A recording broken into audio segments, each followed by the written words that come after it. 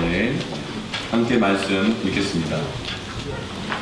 여호수아서 말씀을 6개월 만에 강해를 마치고 이번 주부터는 사사기 말씀을 앞으로 한 6개월 정도 함께 나누도록 하겠습니다.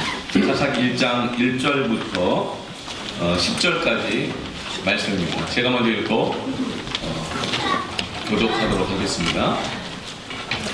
여호수아가 죽은 후에 이스라엘 자손이 여호와께 여쭈어 이르되 우리 가운데 누가 먼저 올라가서 가나안 족속과 싸우리이까?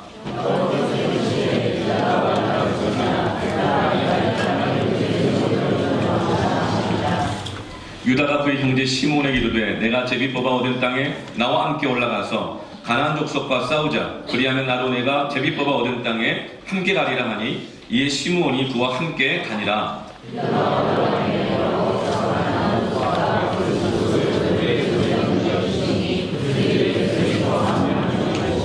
또 베색에서 아도니 베색을 만나 그와 싸워서 가나안 족속과 브리스 족속들을 죽이니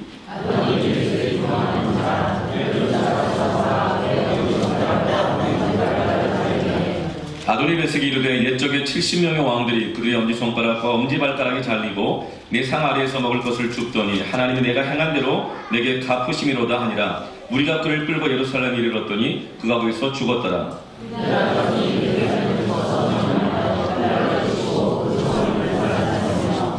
그 후에 유다 자손이 내려가서 산지와 남방과 평지에 거주하는 가나안 족속과 싸웠고 유다가 또 가서 헤브론에 거주하는 가나안 족속을 쳐서 세세와 아히만과 달면을 죽였더라. 헤브론의 본 이름은 기럇 아르바였더라. 아멘. 하나님께서 지난 6개월 동안 호세아서 말씀을 통해서 한 가지 주제를 통해 우리를 되사랑하게 하신 줄로 믿습니다. 그 한 가지 주제는 바로 사랑이었습니다. 포기하지 아니하시는 사랑, 초대하시는 사랑, 끝까지 사랑하시는 사랑, 책임지시는 사랑. 하나님은 사랑을 통해서 우리를 되살아나게 하십니다.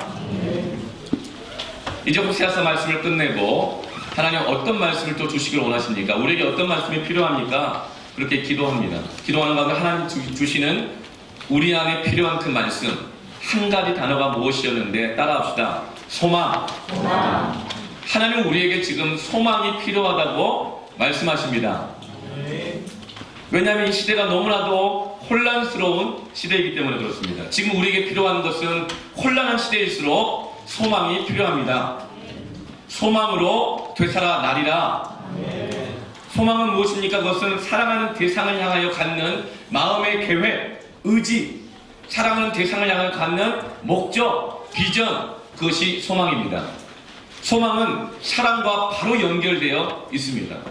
자식을 사랑하는 부모는 소망을 갖습니다. 그러나 그 사랑의 한계가 넘어서게 되어지면 소망을 내려놓게 되어지죠. 우리는 사랑하는 사람을 향하여서 소망을 갖는데 그 소망을 갖는 한, 포기하지 않는 한 결코 포기될 만한 인생은 아무도 없는 줄 믿습니다. 왜냐하면 하나님 우리를 사랑하시고 우리에게 소망을 갖고 계시기 때문입니다. 사사시대는 구약의 이스라엘 모든 역사 가운데서 가장 혼란스러운 시대였습니다. 그런데 하나님은 이 사사시대에 하나님의 소망을 주심으로 그 고비고비마다 혼란을 이겨내며 살아나게 하십니다. 오늘 사사기 1장 1절 말씀은 여호수아가 죽은 후에라고 시작되고 있습니다. 여호수아는 누구입니까? 출애굽하고 난 다음에 광야 40년 동안 그 어려운 시기에 군대 장관으로서 수많은 전투에 나아가서 싸웠던 사람입니다. 나가는 전쟁마다 승리했습니다. 그리고 12명의 정탐꾼 중에 한 명이었죠. 전쟁에서 가장 먼저 죽는 사람이 누굴까요? 정탐꾼들이 죽습니다. 그 땅을 탐지하러 가는 사람들은 가장 위험에 노출되어 있습니다. 그런데 이 여호수아는 군대 장관이면서도 정탐꾼 중에 한 명으로 나섰던 사람으로 아주 헌신된 사람이었습니다. 그리고 모세의 후임으로서 이제는 모세가 죽고 난 다음에 이스라엘의 지도자가 되어서 가나안 땅에 들어왔던 난공불락의 요새였던 여리고성을 함락시켰던 탁월하고 헌신되고 충성스럽고 그 모든 사람들이 따를 만한 지도자, 그가 바로 여호수아였습니다. 그런데 이제 가나안 땅에 들어와서 12지파들이 자기들이 취할 땅을 각각 분배를 받고 이제 영적 전쟁, 정복 정쟁을 하기 위해서 각 땅으로 흩어져 나가야 하는 그때에 갑자기 여호수아가 죽게 된 것입니다. 이 여호수아의 죽음은 이스라엘에게 큰 혼란을 가져다 주었습니다. 지금 이 시대가 얼마나 혼란스러운 시대입니까? 불확실성의 시대입니다. 누가 될지 모릅니다. 어떻게 될지 모릅니다. 예측 불가능합니다. 전에는 그냥 미국 하면 우리의 평생 혈맹 우방인 줄 알았습니다. 중국 한때는 어려운 관계였지만 그래도 경제적인 동반자로 알았습니다. 그런데 지금 북한은 미사일을 쏴대죠. 핵실험을 하죠. 사드를 배치한다 그러니까 북한은 더 날뛰죠. 중국은 한국 물품 불매운동을 일으키죠. 관광객을 다 끊어버리죠. 경제적으로 압박을 가하죠.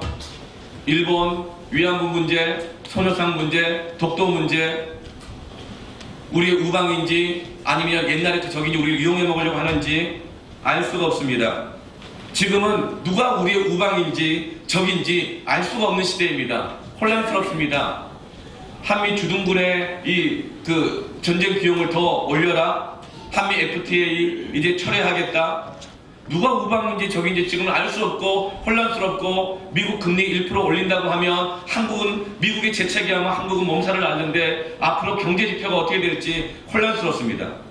그 와중에 대한민국 헌정사상 최초로 현직 대통령이 탄핵되었습니다. 지도자가 없습니다.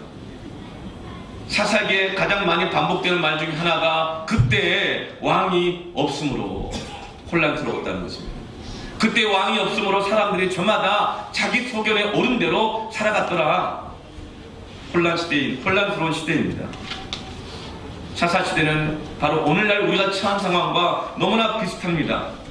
그런데 하나님께서는 이렇게 혼란스럽고 어둡고 절망스럽고 예측 불가능한 이 시대에 기가 막힌 방법으로 소망으로 되살려내신 줄로 믿습니다.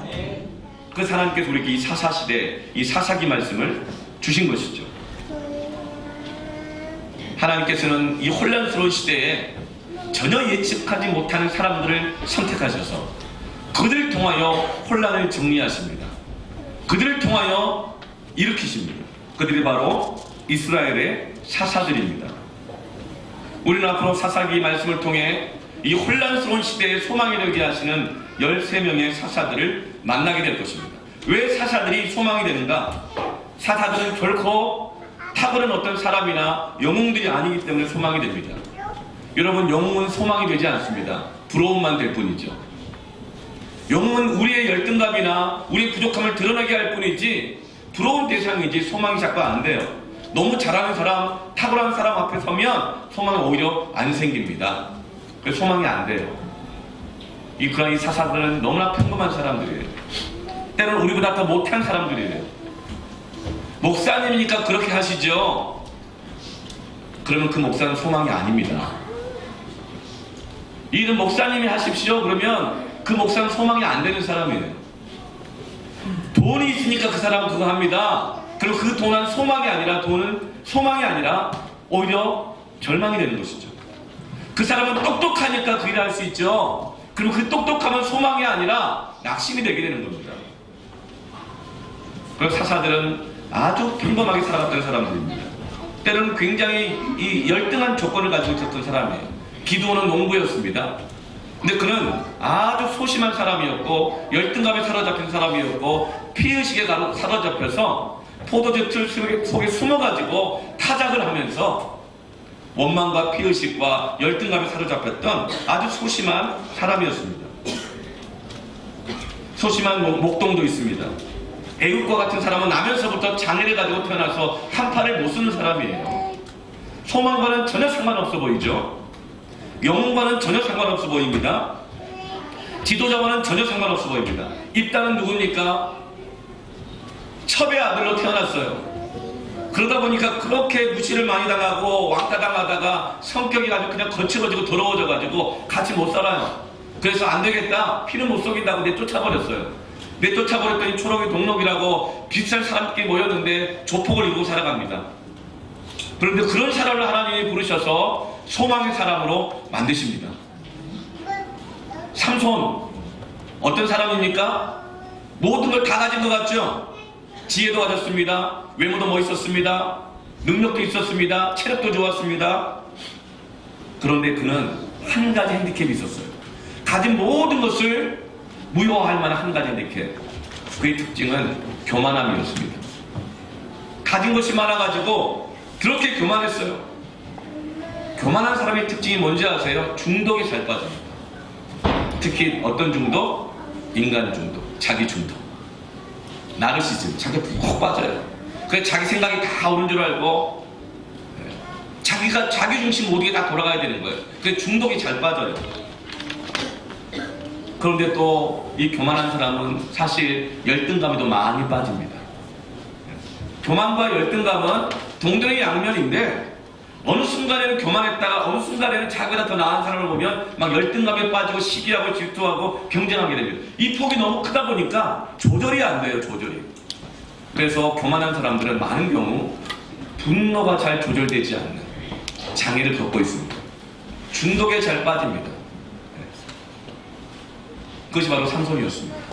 삼손은 모든 것을 가진 것 같았지만 지도자로서 전혀 적합하지 않고 소망이 되는 사람이 아니었어요. 또 드보라 여인이잖아요. 구약 때는요 여자는 사람 숫자에도 안 셌습니다. 네. 왜 그랬을까? 네. 근데 여러분 이 여인 드보라를 하나님께서 사사로 세우십니다. 오늘날도 참 얼마나 여성들이 상대적으로 이 박탈감을 느끼고 살아갑니까? 근데 얘는 더했죠. 소망과는 좀 거리가 멀어 보입니다. 이 드보라라고 하는 이 여인은 뭐 돈이 많은 사람이거나 아니면 외모가 아름답거나 그런 여인이 아니었습니다. 그냥 평범한 가정주부였어요.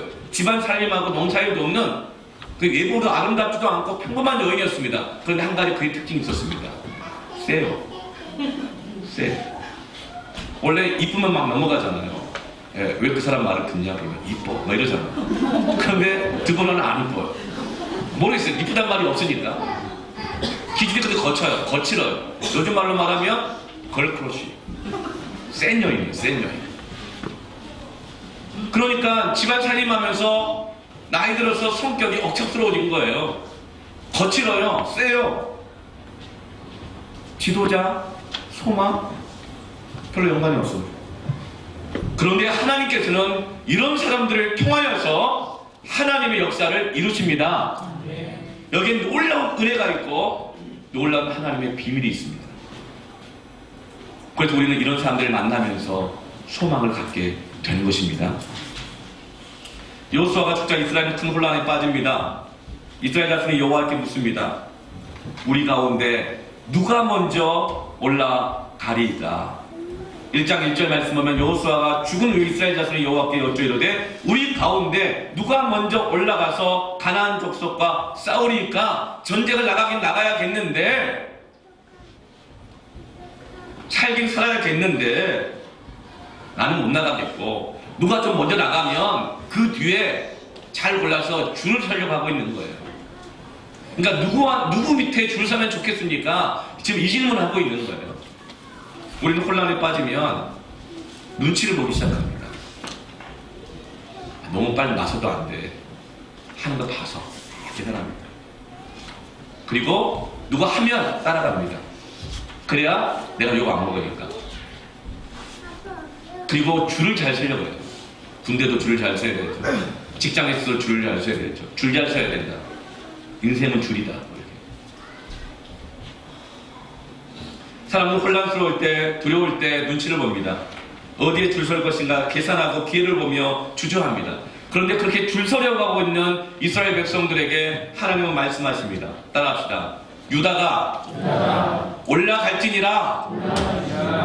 그럼 유다가 올라갈지니라. 너 줄 서려고 하지 말고 난 너를 통해 줄을 만들겠다. 아멘? 아멘. 네가 줄이 되어라. 이렇게 말씀하시는 거예요. 누가요? 유다. 여러분 다 유다. 네. 아멘. 네가 올라가라.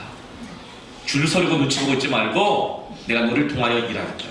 보라 내가 이 땅을 그 손에 넘겨 주었노라 하시니라. 하나님께서 소망을 일으키시는 방법입니다. 전혀 가능성 없어 보이는 눈치 보고 있는 사람을 향해서, 여러분 나 눈치 볼 수 있어요. 줄 서고 싶을 때 있어요. 그런데 하나님께서 여러분에게 너다라고 말씀하시면 여러분 올라가시길 바랍니다. 그럼 거기에 기적이 일어납니다. 거기에 소망이 일어나는 줄 믿습니다. 그게 하나의 방법입니다. 여호수아가 죽고 난 다음에 당시 이스라엘에는 3명의 사람들이 주목하는 대선 주자가 있었습니다. 5월 9일날 누가 될지 많은 사람이 생각하고 줄 서려고 하고 있을 거예요. 그죠? 네. 줄 잘못 섰다가 완전 패가망신한 걸 봤기 때문에 줄 잘 서야 된다. 3명의 대선 주자가 있습니다. 루벤, 요셉, 유다입니다. 이 루벤 지파는요, 루벤은 혈통적인 장남입니다. 야곱에게는 몇 명의 아내가 있었죠? 네, 2명의 아내가 있었고 2명의 첩이 있었죠. 정확하게 얘기합니다. 네. 첫 번째 아내는 레아고 두 번째 아내는 라헬입니다. 야곱이 가장 사랑했던 라헬. 그 라헬 얻으려고 14년을 그냥 술같이 그냥 여기면서 열심히 봉사하려고 사랑했다. 그리고 그 중간에 빌하와 실바라고 하는 2첩을 얻어서 거기서 12명의 아들을 낳았습니다. 그래서 이 야곱의 허리를 통해서 12지파가 나오게 됐는데, 그 12아들 중에서 혈통적인 장남은 누구죠? 루벤입니다. 레아의 첫 번째 아들 루벤. 그런데 하나님께서 루벤을 안 택하셔요. 왜 그럴까요? 창세기 말씀 보면 야곱이 그를 축복할 때 하나님의 예언을 통해서 루벤에 대해서 예언하며 축복하는데, 그의 별명을 뭐라고 부르는지 아십니까? 끓는 물이에요. 끓는 물. 그리고 끓는 물 뜨거운 맛을 봐야 하니까 얼마나 힘들죠. 팔팔 끓어요. 세상에서 제일 무서운 게 뭐예요? 화마보다 수마가 더 무섭다 그러잖아요. 근데 끓는 물은 화마, 수마 합친 겁니다. 루벤은 끓는 물과 같아요. 그런 기질을 가지고 있어요. 그래서 하나님께서는 그를 이스라엘의 영적인 장자로 사용하지 않았어요. 택하지 않았어요. 그 다음에 요셉은 누구죠? 원래 막내잖아요. 12아들 중에 막내죠? 그런데 그는 실제적 장남의 역할을 감당합니다. 그 집안에서. 야곱이 사랑했던 라헬의 아들로 태어나죠. 그런데 형들에게 시기를 받아가지고 팔려나가잖아요. 그런데 거기에서 총리가 됩니다. 그리고 가뭄과 기근 때 그 집안 형제들을 다 먹여 살리는 역할을 감당하죠. 나중에 야곱이 죽기 전에 축복을 하면서 요셉에게는 갑절의 축복을 합니다. 그 요셉은 다른 모든 형제들보다 2배 이상의 부유함을 누렸습니다. 그리고 그 집안을 먹여 살리는 일을 했습니다. 막내가 참 잘하는 것 같아요. 그런데 또 이 장남, 또 여러분 손해하지 마세요. 영적 장남이 나오니까. 그래서 집안에 대소사 일이 있을 때 요셉이 가장 발언권이 있었어요. 늘 먹여 살렸으니까 대소사를 다 주관하고 장악했습니다.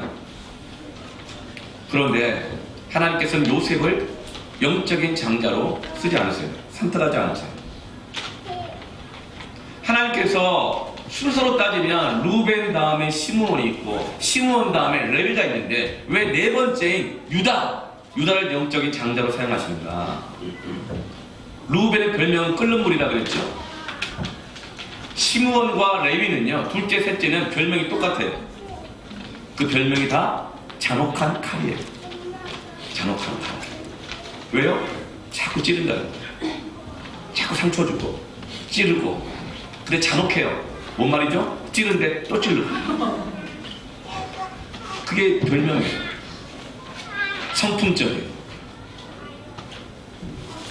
그래서 이 하나님은 이 혈통적 순서를 사용하지 않으십니다. 하나님이 일하실 때 굉장히 중요하게 여기는 것이 바로 이런 성품들이에요. 지도자에게는 성품이 참 중요해요. 그런데 하나님은 유다 지파를 지목하십니다. 그는 사자와 같다 그랬습니다. 그의 허리에서 메시아가 나올 것이라고 했습니다. 그는 책임을 지는 사람이었습니다. 늘 유다는 굳은 일이 있을 때마다 늘 앞서서 나가는 사람이었습니다. 그 사람은 유다 지파를 지목하십니다. 여기서 우리가 깨닫는 교훈이 하나 있습니다. 그것은 뭡니까? 따라합시다. 사람은 하나님이 세우신다. 여러분은 사람, 믿을 만한 사람 없을 때 쓸만한 사람 없다고 생각합니다. 근데 하나님이 반드시 사람을 세우십니다. 사람을 채우십니다. 그래서 우리는 그 앞에 한없이 겸손해져야 합니다. 나 없이 무슨 일이 될까? 됩니다. 그렇죠? 하나님이 하십니다. 우리는 겸손해야 됩니다. 그래서 하나님이 쓰실 때 메뚜기도 한 천이라고 열심히 쓰임을 받으십시오. 썩어 없어지지 말고 따라합시다. 달아서 없어지자. 내버려두면 녹습니다. 그러나 하나님이 쓰시면 달아서 예리한 칼날이 되고 연장이 되고 쓰임받는 줄을 믿습니다. 그럼 아무리 강철이라도 내버려두고 눈치만 보고 있고 줄만 서고 있고 굳은 일 편한 일 가리고 있고 있으면 녹슬어 버립니다. 그리고 유다는 안 그랬어요. 부르실 때마다 예 하나님 하고 순종했습니다. 하나님 그런 사람을 세우십니다. 그런 사람이 소망의 사람이 됩니다. 그런 넷째였지만 영적인 장자로 쓰여지고 그 넷째 유다 지파를 통해서 예수 그리스도가 오셨습니다. 유다는 헌신의 대명사입니다. 그래서 유다 지파를 통해 예수 그리스도의 십자가 그 메시아가 온 것이죠. 이런 사람 없다고 소망이 사라지는 것이 아닙니다. 왜요? 하나님이 세우시기 때문에. 사무엘상 2장 6절에서 8절 말씀에 여호와는 죽이기도 하시고 살리기도 하시며 수월에 내리기도 하시고 거기에서 올리기도 하시는도다. 아멘. 여러분 죽을까봐 염려되는 분이 있습니까? 나 이렇게 기도하다가 죽을 것 같아. 나 이렇게 헌신하다가 죽을 것 같아. 여러분 죽을까봐 염려하지 마세요. 이게 염려할 일이 아니에요. 왜요? 사람은 다 죽기 때문에 그래요. 염려 하나 다 죽어요. 내 소관이 아닌데 왜 염려합니까? 사람은 다 죽습니다. 중요한 건 살아있는 동안 우리가 어떻게 소망의 사람이 될 것이냐, 녹슬어 버릴 것이냐, 하나님께 쓰임받을 것이냐, 이것이 중요하죠. 죽을까봐 걱정하지 마십시오. 건강 염려증 걸린 분들이 계세요. 죽을까봐 막 걱정해요. 여러분 염려하지 마시고 아무것도 염려하지 말고 기도하십시오. 막 너무 기도하다가 막 죽을까봐 걱정되는 분 있어요? 저도 약간 그런 걱정되는 분 있긴 해요. 너무 기도하는 거 아닌가? 저러다 쓰러지면 어떡하나? 그런 분이 있어요. 근데 그런 분을 통해 하나님이 소망으로 삼으시더라고요. 하나님 안 죽게 하세요. 하나님은 죽이기도 하시는 하나님이시지만 살리시는 하나님이십니다. 이렇게 살다가 난 너무 낮아지고 다 잃어버리고 그렇게 되는 거 아닐까? 걱정하지 마십시오. 내리기도 하시고 올리기도 하십니다. 가난하게도 하시고 부하게도 하시는 하나님이십니다. 사람은 하나님이 세우십니다. 낮추기도 하시고 높이기도 하십니다. 가난한 자를 진토에서 일으키시고 빈궁한 자를 거름더미에서 올리사 귀족들과 함께 하시며 영광의 자리를 차지하게 하시는도다. 땅의 기둥들은 여호와의 것이라. 여호와께서 세계를 그것들 위에 세우셨도다. 아멘. 하나님은 사람들을 기둥 삼아 세우십니다. 가난한 자를 부하게 세우십니다. 빈궁한 자를 세우십니다. 죽을 것 같은 자를 살리십니다. 낮은 자를 높이셔서 기둥을 삼으시고 그 위에 온 세계를 세우십니다. 할렐루야. 혼란스러울 때 하나님은 그 혼란을 이 사람들의 기둥 위에 세우십니다. 유다가 그렇게 세워진 것입니다. 근데 그 유다는 넷째였어요. 사사시대에 나온 13명의 사람들은 다 평범한 사람들이요, 나보다 못하면 못했지 잘난 거 없는 사람들입니다. 여러분 생명은 주님께 있습니다. 아멘. 하나님 하십니다. 어떻게 하면 우리가 눈치 보며 줄 서다가 인생 허비하는 것이 아니라 하나님이 세우시는 소망의 줄이 될 수 있을까? 여러분 줄 서지 마시고 여러분이 줄이 되십시오. 아멘. 기둥이 되십시오. 아멘. 하나님 그렇게 기획하셨습니다. 어떻게 하냐? 첫째로 따라합시다. 하나님 앞에 서야 합니다. 하나님 앞에 설 때 우리는 줄 서는 게 아니라 나를 통해 줄이 만들어집니다. 내가 하나님 앞에 서면 유다처럼. 유다는 유다야 네가 올라갈지니라고 했을 때 유다는 반문하지 않았어요. 아예 첫째 루벤 형이 있잖아요. 장남 맨날 장남 이 권한만 차지하고 힘들 때는 그 뒤치다거리 넷째가 해야 됩니까? 이렇게 반문하지 않았어요. 루벤이 안 하면 내 위에 시므온 형이 있잖아요. 레위가 있잖아요. 왜 나예요? 이렇게 하지 않았어요. 4절 말씀 보면 유다가 올라가니라. 아멘. 아멘. 그래서 그 유다를 통해 줄이 만들어집니다. 아브라함 링컨이 미국에서 가장 역사상 존경받는 대통령이잖아요. 근데 그는 9살에 어머니를 잃었어요. 부모 사랑을 받지 못하고 살았어요. 어릴 때부터 혼자만 살아야 됐어요. 세상 상식은 이렇게 말합니다. 사랑을 받은 사람이 사랑할 줄 안다. 그러나 그건 진리가 아닙니다. 아브라함 링컨은 9살 때 부모를 잃었어요. 초등학교 교육도 받지 못했어요. 사람들은 말합니다. 배워야 뭐 할 수 있다고. 그건 상식이지만 진리는 아닙니다. 그래서 아브라함 링컨은 가게 점원으로 일을 하면서 주경야독했습니다. 한시도 편안했던 적이 없습니다. 어릴 때부터. 그렇게 독학을 하여 나중에는 변호사까지 되었죠. 그러나 그는 국회의원 선거에 7번이나 출마해서 그 외모적인 특징 때문에 말이 어눌해서 7번이나 떨어집니다. 심지어는 그의 정치적인 적이었던 스탠튼이라는 사람에게는 저 북쪽에 있는 고릴라를 보라 외모 비하까지 말을 드릴 정도였어요. 그리고 그가 대통령이 되기는 됐지만 굉장히 이렇게 비참한 마음으로 대통령이 돼요. 미국 역대 대통령 중에서 가장 득표율이 낮아요. 40%도 안 되는 득표율로 제16대 대통령이 됐습니다. 너 별로 지지해주지 않아.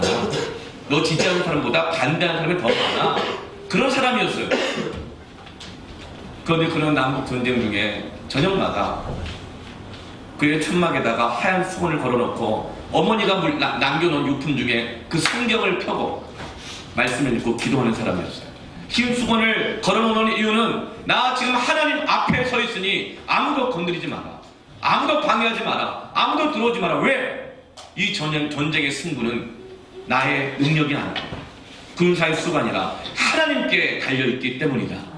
아브라함 링컨에게 있어서는 최고의 전략적인 요충지는 하나님 앞이었습니다. 세우기도 하시고 일으키기도 하시고 살리기도 하시고 높이기도 하시는 분은 하나님이신 것입니다. 여러분 혼란스러운 시대에 하나님 앞에 서십시오. 아멘. 기도의 수건, 말씀의 수건을 거십시오. 아멘.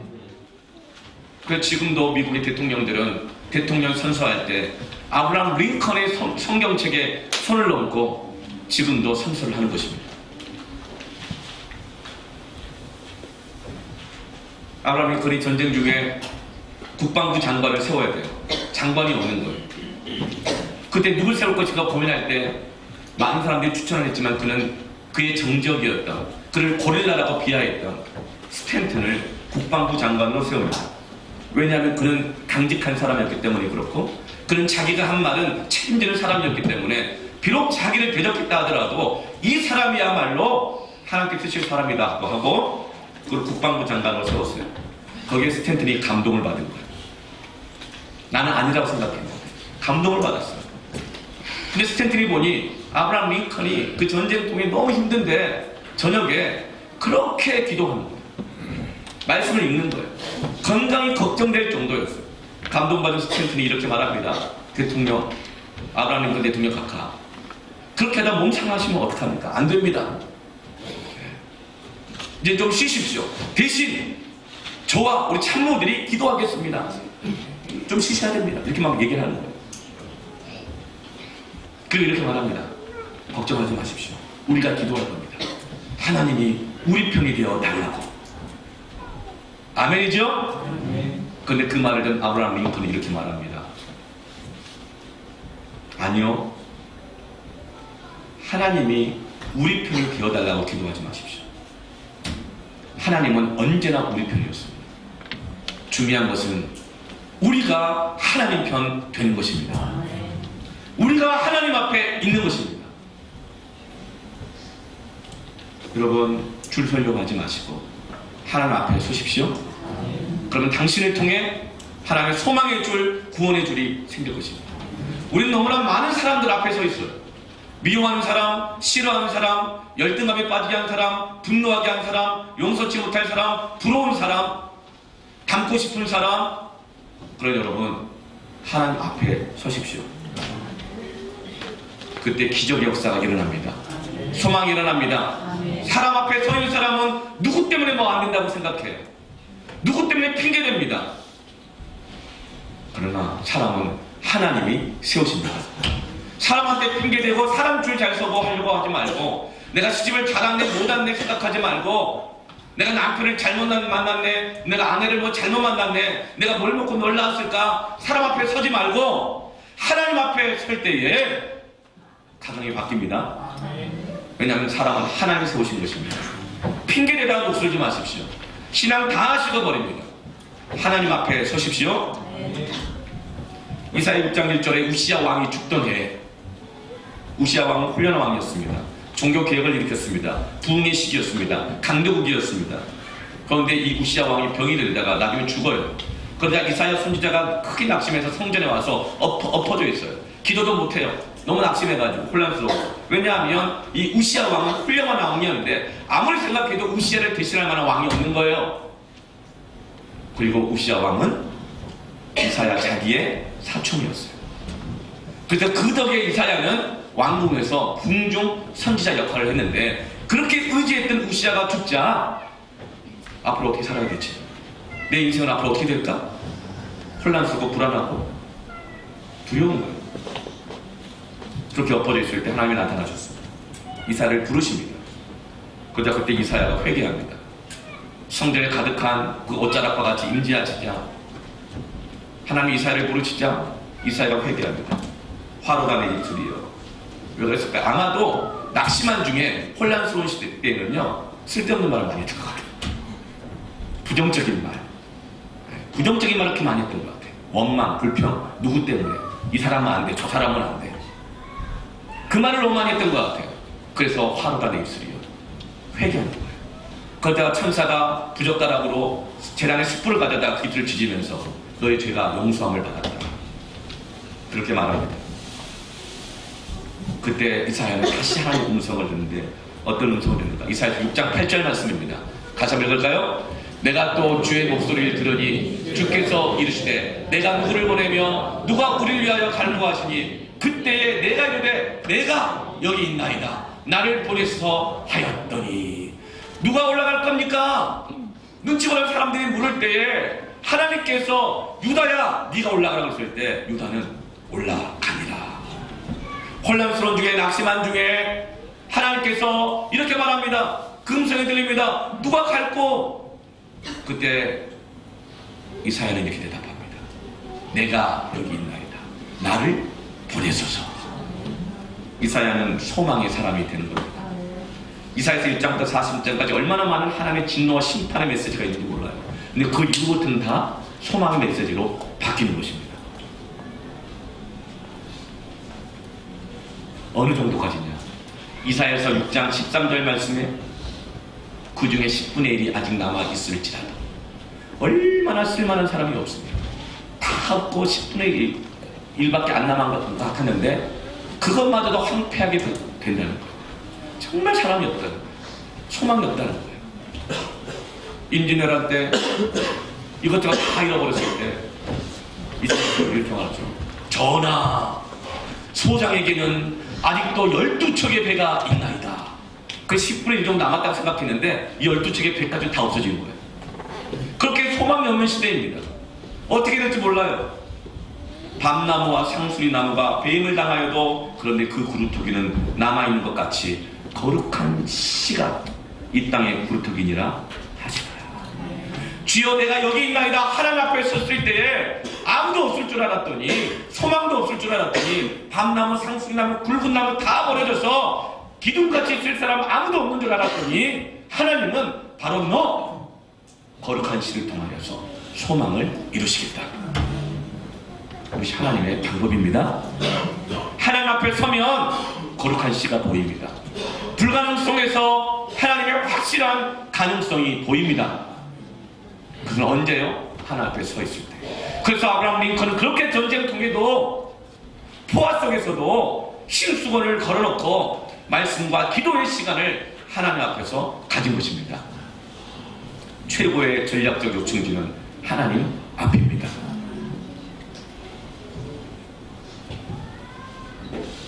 유다 지파는 하나님이 부르시면 언제든지 예하고 앞에 가는 지파였습니다. 왜 나를 앞에 세워요? 맨날 나보고 앞에 앉으라고. 여러분 예배당에 앉을 때도요 앞에 앉기를 애쓰시길 바랍니다. 앞에 앉으세요. 앞에부터 앉으십시오. 한 가족 예배 드릴 때마다 앞자리에 약간 비어있는데 뒤에 자리가 없어. 막 지난주에도 보니까 지난주에도 의자 놓고 앉았다고 그러는데 개별을 잡아놓고 앞에서부터 앉으십시오. 그럼 그 사람을 통해 줄이 만들어지는 거예요. 줄 서지 마시고 줄 만드십시오. 그럼 그 사람이 단장되는 거예요. 줄 만들고 하나님 쓰시는 거죠. 줄 서다 괜히 눈치 보다가 눈 돌아가서 사시되지 마시고 줄을 만드십시오. 유다 지파는 늘 하나님 말씀하시면 예하고 앞에서는 지파였어요. 유다 지파의 족장이 누구죠? 그 유명한 갈렙입니다. 갈렙. 가나안 땅을 분배받을 때 다들 사람들이 계산 굴리면서 피해요. 좋은 땅만 차지하려고. 그리고 줄 서려고 막 그랬어요. 그래서 남아있는 땅이 어디였죠? 해발 923m 고산지대. 3면은 깎아지는 절벽이고 한쪽만 뚫려 있어서 난공불락의 요새. 그 땅을 취하려면 1000m 되는 산을 올라가야 돼요. 그 어려운 전쟁을 해야 되는 거예요. 다 피하는 거예요. 그때 누가 갈까 했을 때 갈렙이 나섭니다. 이 산지를 내게 주소서. 여호수아서 14장 12절에 이 산지를 내게 주소서. 이때 갈렙의 나이가 몇 살이죠? 85세입니다. 결코 적은 나이도 아니지만 많은 나이도 아니지만 결코 적다고 할 수 없는 나이입니다.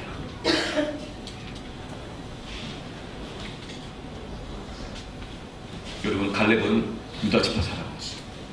이것이 바로 하나님이 유다를 소망의 사람으로 쓰신 이유인 것입니다. 그리고 이 전쟁을 통해서 헤브론은 유다 지파의 땅이 됩니다.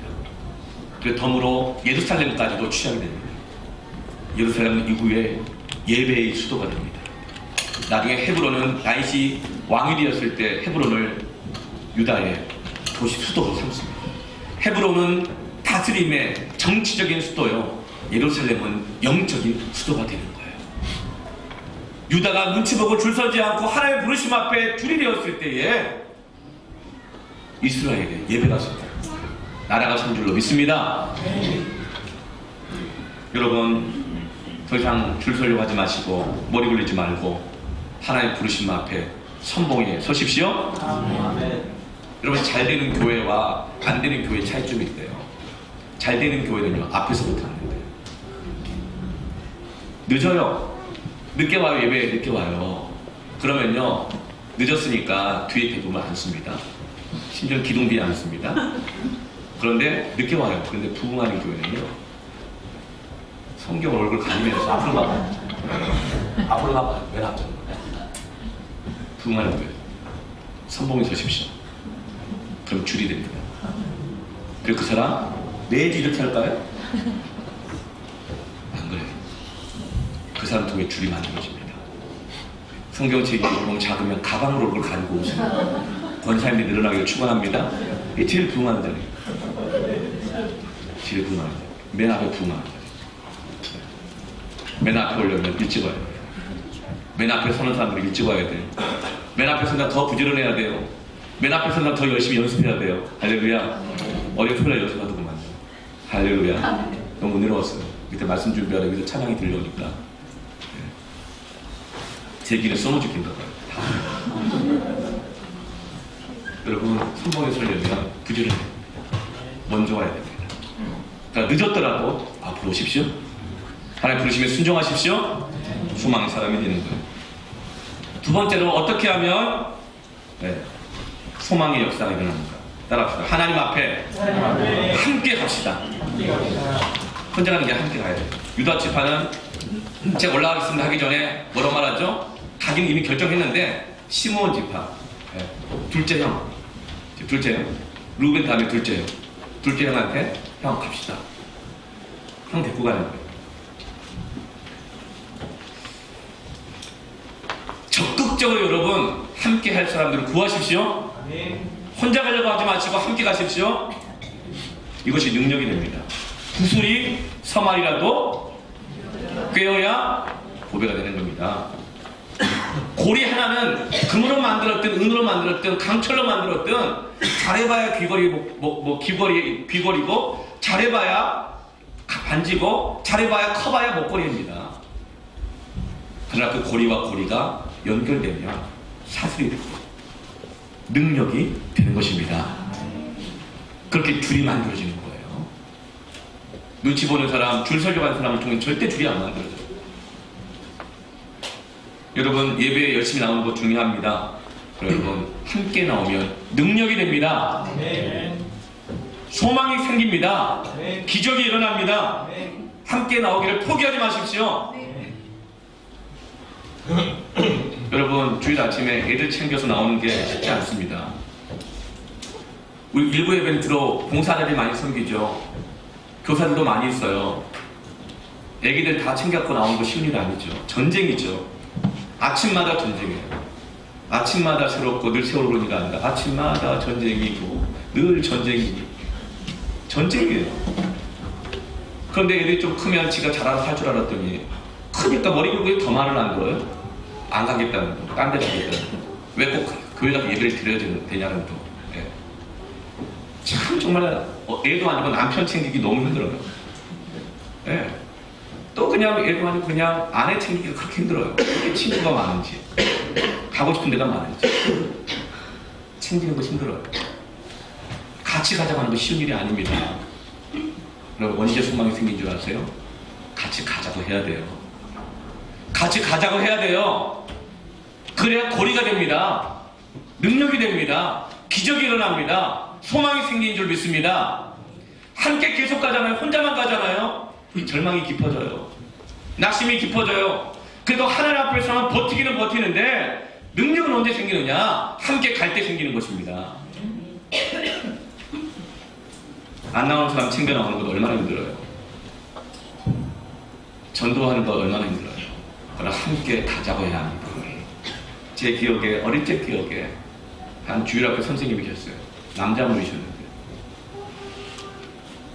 일요일 아침이면 동네를 다니면서 집집마다 불러요. 누구야? 불러요. 경상 부산에서. 그럼 제가 대답하죠. 쌤요.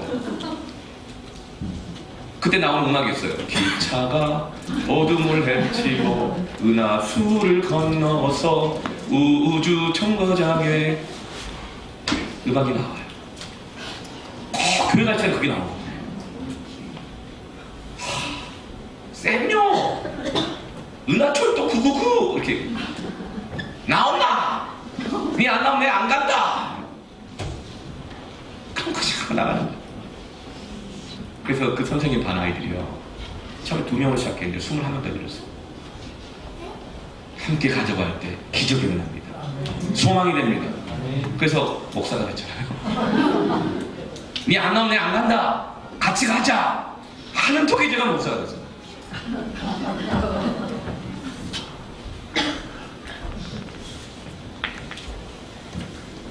한 번은 교회를 안 나갔어요.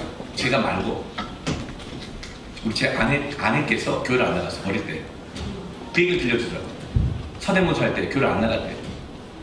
그 이유가 있어요.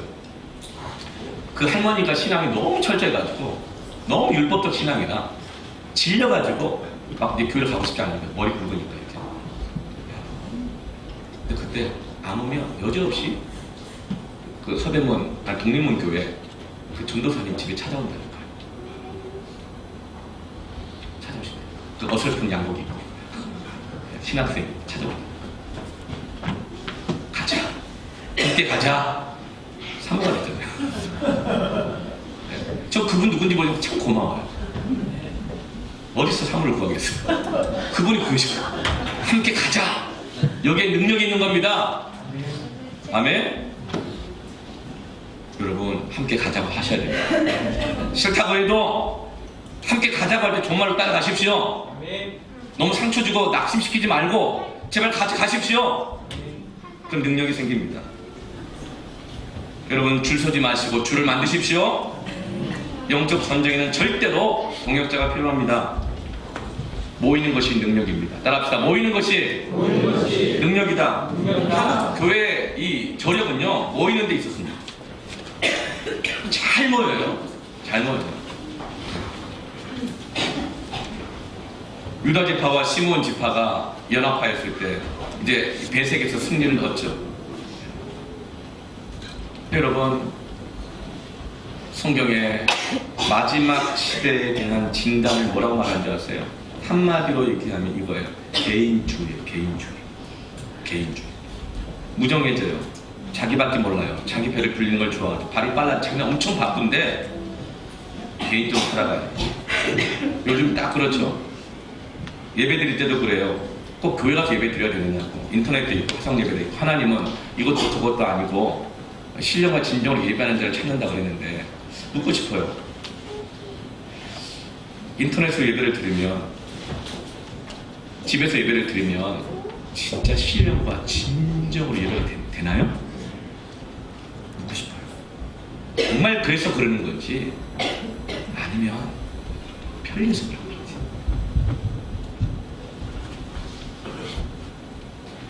여러분, 신령과 진정으로 하나님 앞에 서십시다. 사람들이 마지막 때가 되면 무정해지지만, 자기밖에 모르지만 더 바빠진다고 했어요. 자기 챙깁니다. 그래서 히브리서에는 마귀가 마지막 때가 되면 하나님의 교회를 약화시키기 위해서 성도들이 함께 모이는 것을 방해한다고 분명히 말씀하고 있습니다. 사람마다 이 줄 서고 저 줄 서고 눈치 보며 사람과 절대로 안 모일 것이다. 안 모이는 것이 습관이 될 것이다. 모이기를 싫어할 것이다. 이렇게 말해요. 그래서 그 대책으로 히브리서 10장 24절 25절 이렇게 말합니다. 함께 읽을까요?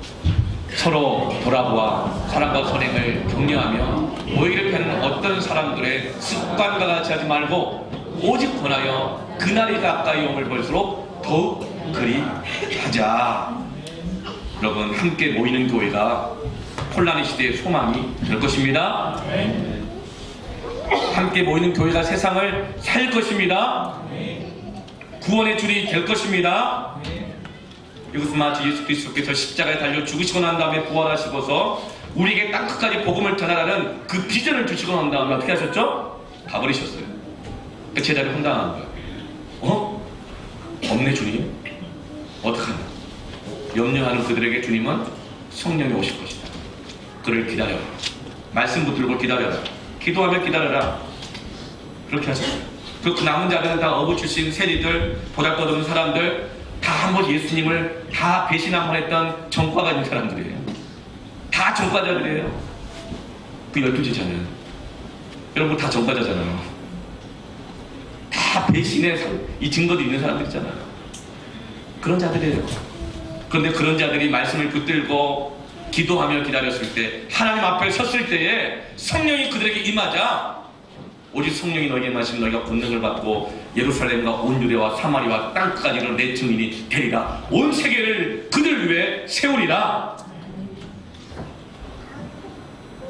성령을 받은 이들이 가는 곳곳마다 말씀을 증거할 때에 하나님의 나라가 세워지고 하나님의 통치가 나타나고 이를 통해 병든 자가 고침을 받으며 믿는 자들에게는 이런 표적이 따르리라. 마음 상하고 정신질환, 고통 있는 자들이 소망을 얻고 이들 통해 나라가 회복이 되고 이들 통해서 세상이 전혀 경험해보지 못한 새로운 한 집단, 공동체가 나타나는데 그것이 바로 교회인 것입니다. 이것이 혼란의 시대에 하나님이 소망을 주시고 역사하시는 방법입니다. 교회를 주신 것입니다. 교회가 어디입니까? 무명한 자 같으나 유명하게 되고 죽은 자 같으나 산 자가 되며 무익한 자 같으나 유익한 자가 되고 죽을 것 같아요. 소망이 없어요. 그러나 이들이 살고요. 유명한 자가 되고요. 유익한 자가 되는 거예요. 이들은 세상이 전혀 이해할 수 없는 방식으로 생존하고 살아가는 전혀 새로운 공동체 교회로 모이게 되는 것입니다. 언제 함께 가자고 했을 때 교회를 통해서 하나님은 역사하시는 새로운 시대가 이 세상의 역사 속에 침몰하여 들어오는 것입니다. 하나님 유다 지파를 불러내고 세우신 것처럼 13명의 사사들을 세우시는 것처럼 12제자를 부르시는 것처럼 저와 여러분을 부르고 계십니다. 누가 올라갈꼬?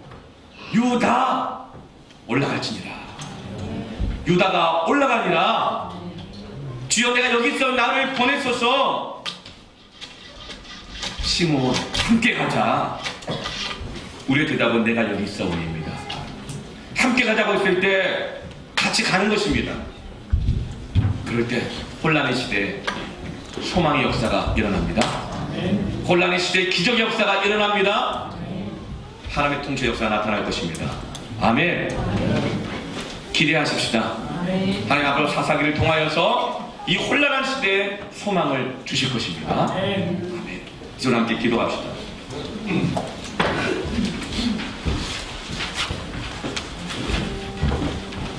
사람은 하나님이 세우십니다. 나도 하나님이 세우십니다. 여러분 기도의 깃발, 말씀의 깃발을 여러분의 처소에 세우십시오. 하나님 앞에 섭시다. 그 하나님 부르심 앞에 선봉에 섭시다. 함께 합시다. 하나님의 소망의 역사가 나타날 것입니다. 진짜 가슴에 한번 손을 얹고 기도합시다. 주여 내가 여기 있어 나를 보내소서. 예 주님 함께 가겠습니다. 참 혼란스럽고 멀리 할지 모르겠고 가능성이 없어 보이지만 예 주님 살리기도 하시고 세우기도 하시고 높이기도 하신 하나님 하나님 앞에 서겠습니다. 함께 가겠습니다. 이제 응답하겠습니다. 두렵지만 염려하지 않고 주를 의지하여 가겠습니다. 회복시켜 주시옵소서. 살려 주시옵소서. 일으켜 주시옵소서. 자 그렇게 함께 우리 기도하기를 원합니다. 기도합시다.